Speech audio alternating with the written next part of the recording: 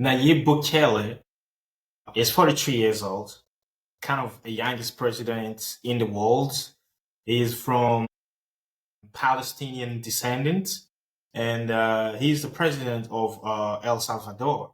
I was watching this podcast with Taka Clarkson.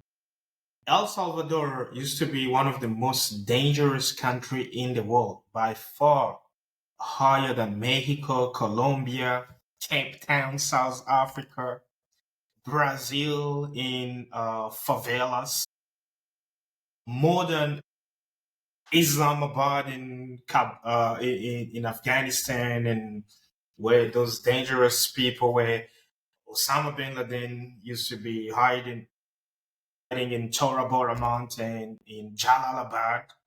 So he had this plan of neutralizing all those gangsters. What I'm talking about gangsters, they are more dangerous than the cartel of Sinaloa in Mexico or in Guadalajara.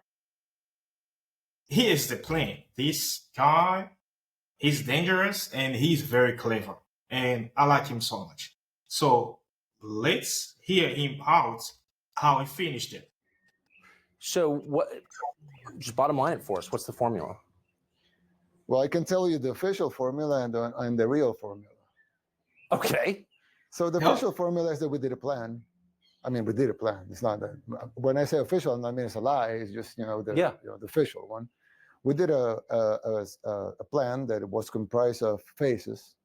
So we roll up the first phase, then the next one, then the next one. And then gangs started attacking back. So we had to roll up everything at once, like in a hurry. So, and it worked. It worked. In a couple of weeks, the country was transformed because the gangs were not yet arrested, but they were on the run. So we basically, in the roll-up of phase 6, we basically pacified the country in a couple of weeks. How do you do that? How do you pacify a country? Well, with the phases included. Did you hear him? He said they had two plans. Spiritual plan and physical plan. So how did he do it? So this is the question. Building up of the police forces, the army. We doubled the army. We literally doubled the army to fight crime, to use the army to fight crime. And we equipped them before, like soldiers, we didn't have useful guns or vehicles, drones, basic things that an operation of that magnitude would need. So yeah, we roll up the phases and then we went after them. Okay, so that's the official. That's the official. Yeah, that's the official. What's the real? It's a miracle. It's a miracle. Yeah.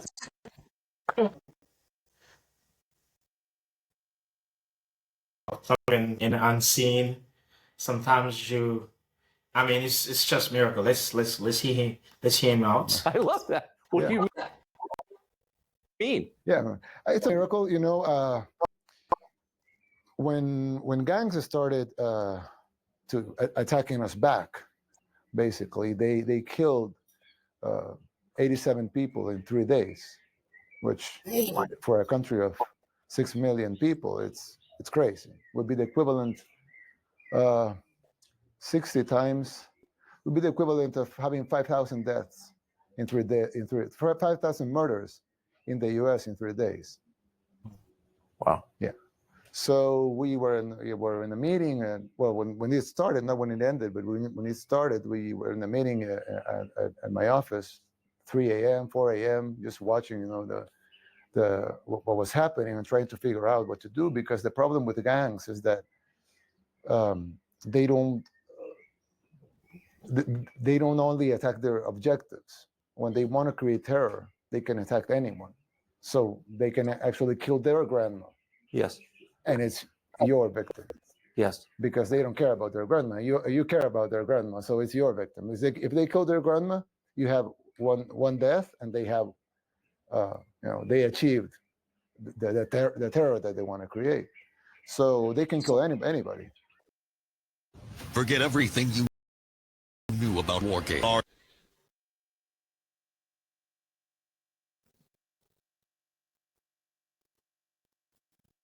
Large-scale action game War Thunder will bring you a storm of unforgettable experiences. A woman walking by, a guy working in the street, a taxi driver, they can kill anybody. And if the state goes after them, the state has no intention of killing or harming anybody, but the gang members. So you have 70,000 objectives, which were the 70,000 gang members. So you have to remember that these cartels, they do evil things, like really ritualistic things. They kill babies, they're sacrificing. I mean, same just like the things that's happening in Palestine right now. Baby are being beheaded and stuff like that. Those are ritual, right? So these cartels, they do the same thing. Just, I mean, shedding blood is all about power, like getting power, being shown, and so you can control the people. So hear him out. But they have 6 million possible targets. So it was almost an impossible task. It's a guerrilla war, really. Yes, but it was an impossible task because you have to go after them. They were intertwined with the population. They were everywhere, and they were killing randomly. So how do you stop them?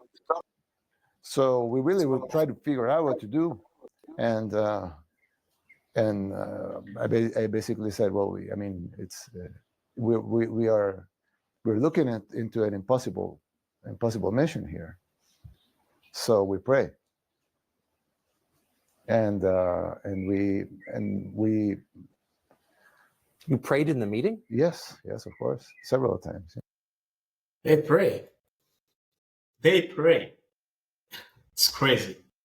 Yeah. What did you pray for? To the wisdom to win the war, to have. I thought at the time that we would have civilian casualties. So we prayed that the civilian casualties will be as low as possible. And we didn't have any civilian casualties. They pray. So this president is a strong believer of God. If you don't believe in God, I mean, you can attack, you can retaliate with every guns that you have.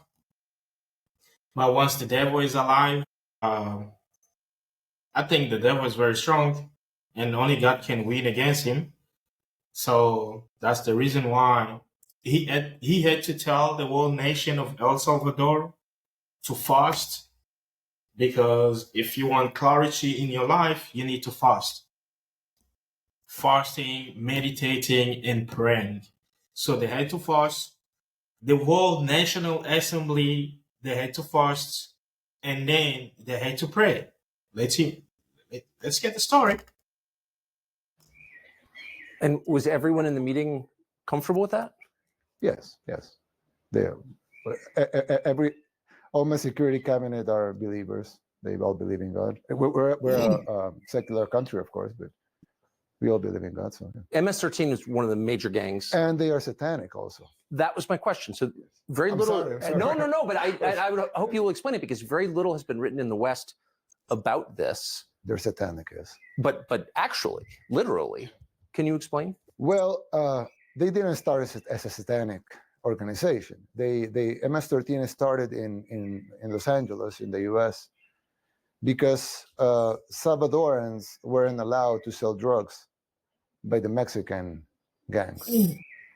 So they created a gang that was called the 18th Street Gang, because they basically wanted to sell drugs in a street that was 18th Street over there. But then division started they started dividing themselves and started infighting. So they created the MS-13. And then MS-13 started outgrowing the other gangs, and they started exporting the organization to other parts of the U.S. And when Bill Clinton decided to deport those guys, he didn't tell our government at the time, I'm deporting this criminal. They just, send them here. And they came, there were few, but unchecked. At the same time, some laws were passed to protect minors from imprisonment. And of course, the gangs use that to recruit 15-year-olds, 16-year-olds, 17-year-olds. So at the beginning it was, some youth causing harm, assaulting, trying to control their territory, selling drugs, things that are bad, but probably not critical. But they grew, and they started controlling territories. A few years later, they were actually a huge international criminal organization that they had bases in Italy, Guatemala, Honduras, El Salvador, the U.S. Basically, a lot of major cities in the U.S. will have strongholds of. Right outside Washington, D.C. Yes, of course. And you have in Long Island and yes. In L.A. It's a huge criminal international organization. So they grew and they started, killing more people just to get territory or to fight against rival gangs or to, collect debts or, money or whatever. But as the organization grew, they became satanic. They started doing satanic rituals. I don't know exactly when that started, but it was well documented. Yes. And Did you hear that? As soon as they started to grow, they started to do some satanic rituals. Like, bro, have you ever seen in any Mexican movie like where they cut people's head and they drink the blood? You're already selling drugs. You started to kill people. You do rituals. You become evil. I mean, I don't understand. Like, what type of money do you want actually? Like, what type of money do you want to achieve? And secondly, fifthly, you're not a billionaire. You're not come on, man. Like, this is disgusting. In our arrest, we've even found authors and things like that. Yes, I've seen them. And so they became a satanic organization. And even when you sometimes when you interview gang members that are in prison, they would say, I'm out of the gang. Of course, they're in prison. They would say, I'm not a member of the gang anymore. And when they asked them why, I remember I remember the news outlet that made it this, but it's a very well-known news outlet that made this interview with a gang member in person. We allowed them to go into prisons and do the interviews.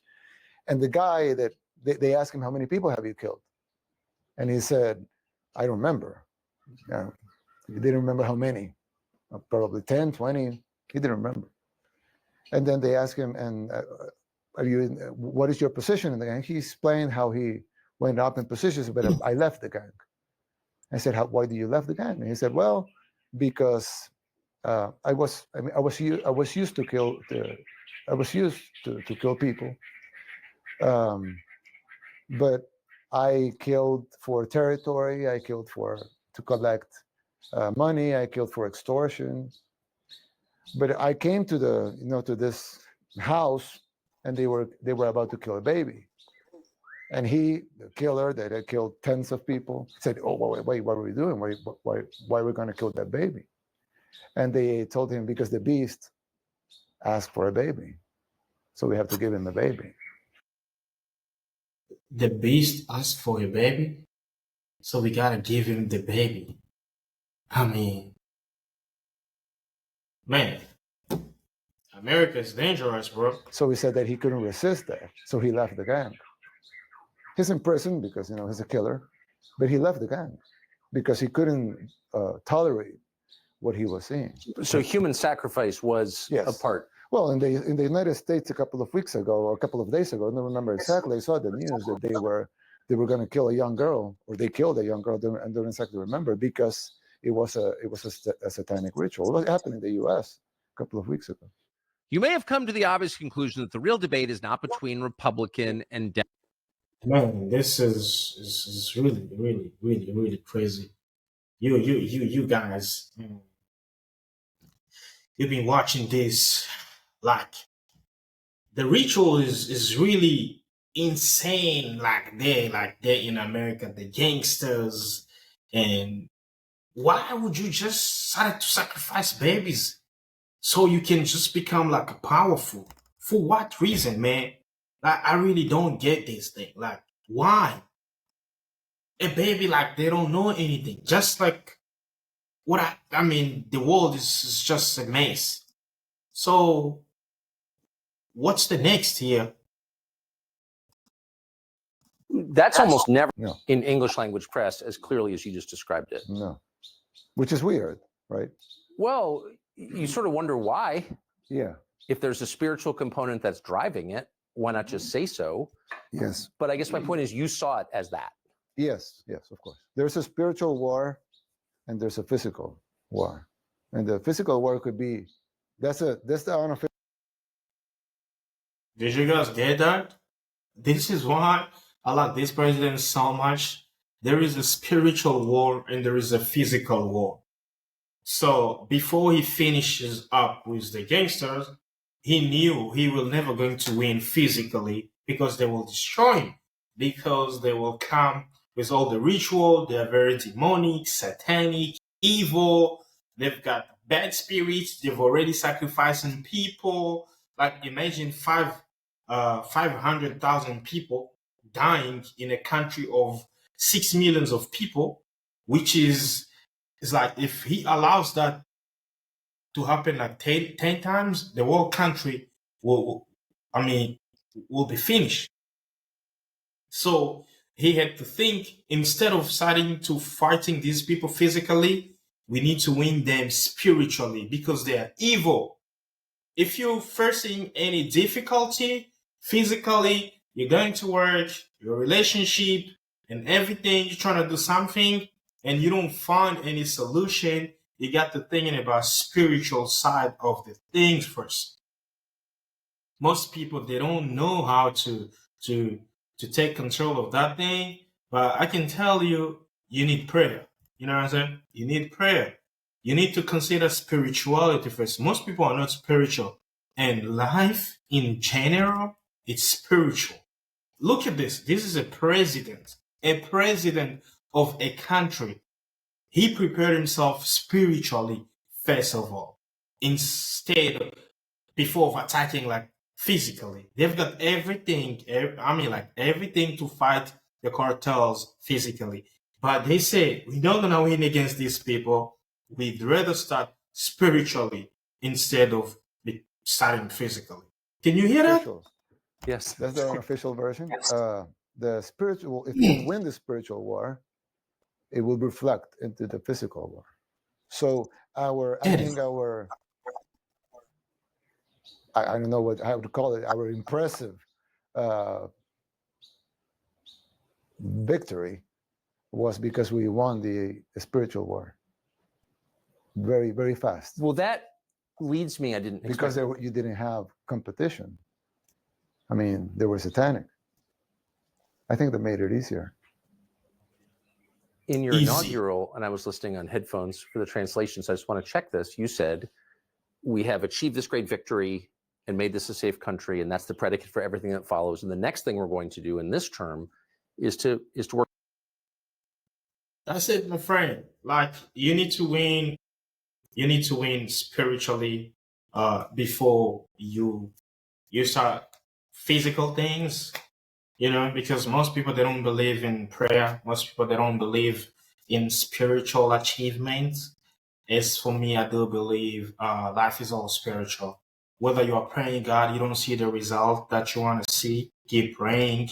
Maybe you are praying in the wrong way. Attend the church somewhere, ask a request for a prayer, and do anything. If you don't see any clarity, it's advised in the Bible.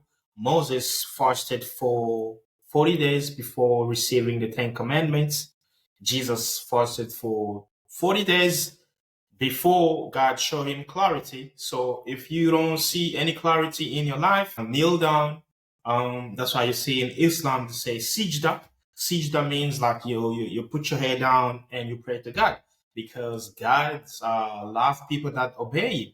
The fact that you go down, you're kneeling down, you put your head down, that you're praying Him, is happy, you know? So life is all about spiritual, and it's going to be well for you.